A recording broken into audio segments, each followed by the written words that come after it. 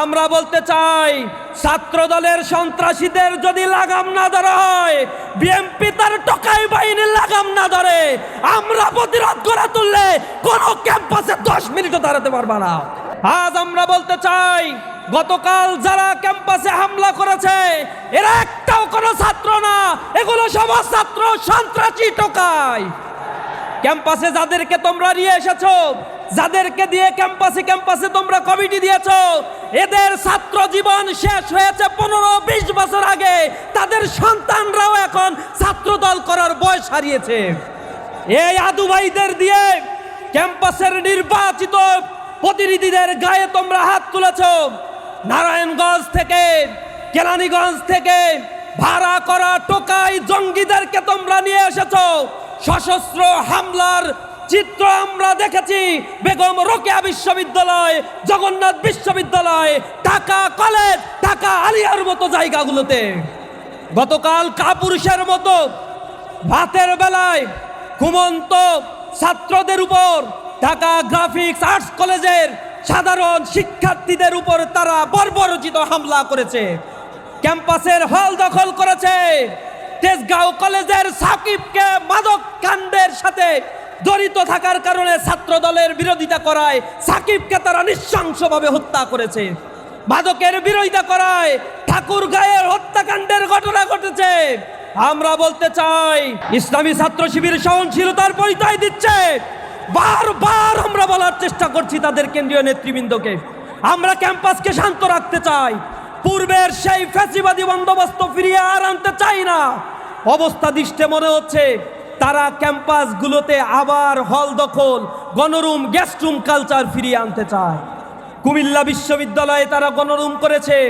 তাদের এই গণরুমের প্রতিবাদে কুমিল্লা বিশ্ববিদ্যালয়ের সকল ছাত্র সংগঠন, সাধারণ ছাত্ররা যখন প্রতিবাদ মুখর হয়েছে, এই লেজ গোটানো কাপুরুষেরা তখন পালাতে বাধ্য হয়েছে। কিছুক্ষণ আগে আমরা দেখেছি, কিছুদিন আগে ক্যাম্পাসগুলোতে ছাত্ররা যেখানে প্রতিবাদ করেছে, প্রতিবাদে রুখতে না পেরে ছাত্র দলের এমন কোনো কর্মী বাহিনী বাংলাদেশের একটা ক্যাম্পাসেও নাই যে রানিং শিক্ষার্থীদের দিয়ে ক্যাম্পাসে তারা আন্দোলন করতে পারে, মিছিল করতে পারে।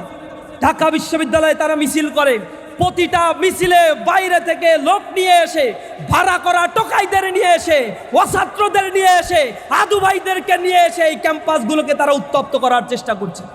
শহীদুল্লাহ হলে হামলা করা হয়েছে, বিনা উস্কানিতে, বিনা কারণে নির্বাচিত প্রতিনিধিদের গায়ে হাত দেওয়া হয়েছে। আমরা দেখেছি আলিয়া মাদ্রাসায় সর্বজন স্বীকৃত শ্রদ্ধেয় আলেম, সম্মানিত অধ্যক্ষকে তারা রক্তাক্ত করেছে, ক্যাম্পাসের শিক্ষকদের তারা রক্ত জড়িয়েছে। আমরা দেখেছি গতকাল জগন্নাথ বিশ্ববিদ্যালয়ে হামলার পরে আহত শিক্ষার্থীরা যখন চিকিৎসা নেয়ার জন্য ন্যাশনাল হাসপাতালে অবস্থান করছিল, সেখানে দফায় দফায় তারা ছাত্রলীগের মতো হামলা করে তারা তাদের জাত চিনিয়ে দিয়েছে।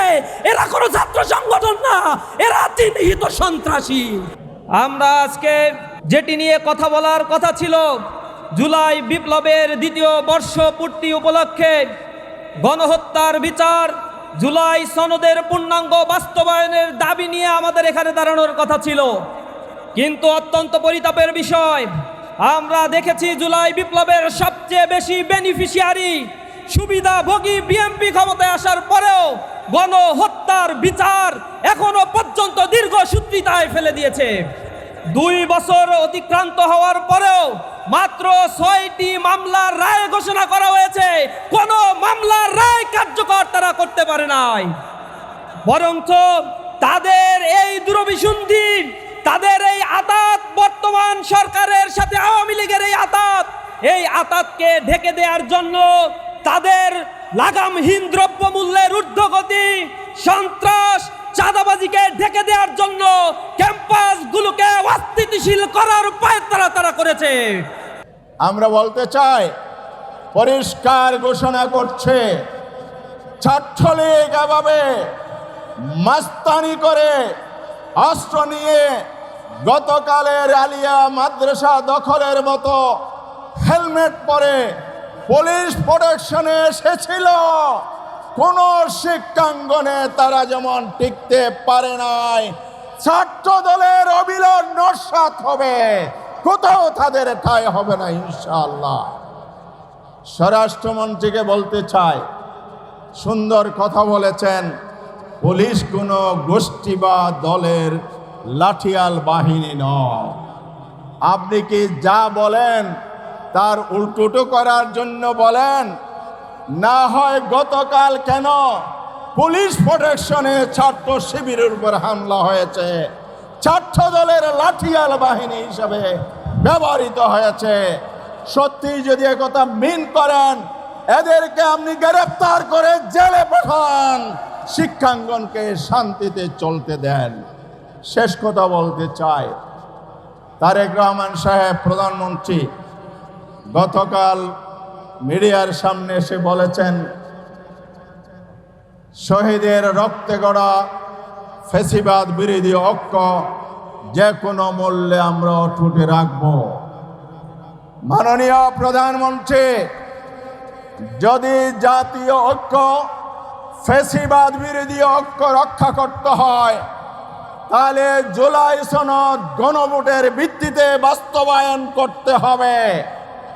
সংবিধান সংশোধনের মাধ্যমে জুলাই বিপ্লবকে মুছে ফেলার ষড়যন্ত্র করবেন না। কারণ সংবিধান সংশোধন অতীতে অনেকবার হয়েছে, 17 বার হয়েছে। 4 থেকে 5টি সংশোধনী আদালতে গিয়ে বাতিল হয়েছে। এই জন্য আপনারা যদি গণভোটের রায়ের ভিত্তিতে সংবিধান সংস্কার পরিষদ গঠন করে গণভোটের রায় বাস্তবায়ন না করেন, সংস্কার না করেন, তাহলে এই জুলাই বিপ্লব ঝুঁকিতে পড়বে। আমরা 11 দল, বাংলাদেশের ছাত্র সমাজ, ইসলামী ছাত্র শিবির, সংগ্রামী জনতা বেঁচে থাকতে এই ষড়যন্ত্র বাস্তবায়ন করতে দেব না। পরিশেষে বলতে চাই, এই সরকার কেন শিক্ষাঙ্গন দখল করতে চায়? এর মূল কারণ হচ্ছে, সারা বাংলাদেশে জনগণ বিএনপিকে প্রত্যাখ্যান করেছে, শিক্ষাঙ্গনে যেভাবে ছাত্র দলকে প্রত্যাখ্যান করেছে। এই বিএনপি গণবিচ্ছিন্ন হয়েছে। 11 দলের আন্দোলনের মুখে তাদের পতনের বাণী শুনতে পাচ্ছে। পতন ঠেকানোর জন্য এখন শিক্ষাঙ্গন দখল করতে চাই ছাত্র দলকে দিয়ে। ওবায়দুল কাদেরের উক্তি আপনি স্মরণ করেন, এই আন্দোলনকারীদেরকে দমানোর জন্য ছাত্রলীগ যথেষ্ট।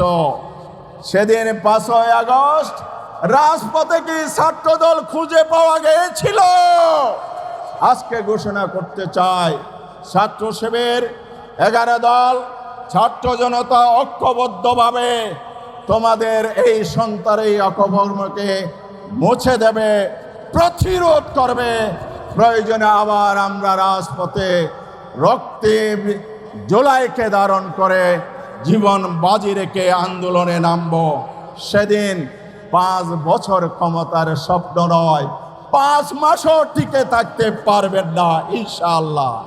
সবাইকে আগামী দিনের আন্দোলন সংগ্রামে ঐক্যবদ্ধ আপসহীন থাকা, শিক্ষাঙ্গনকে সন্ত্রাস মুক্ত রেখে সাধারণ ছাত্র ছাত্রীদের শান্তি শিক্ষার পরিবেশ নিশ্চিত করার উদাত্ত আহ্বান জানিয়ে আমার বক্তব্য শেষ করছি।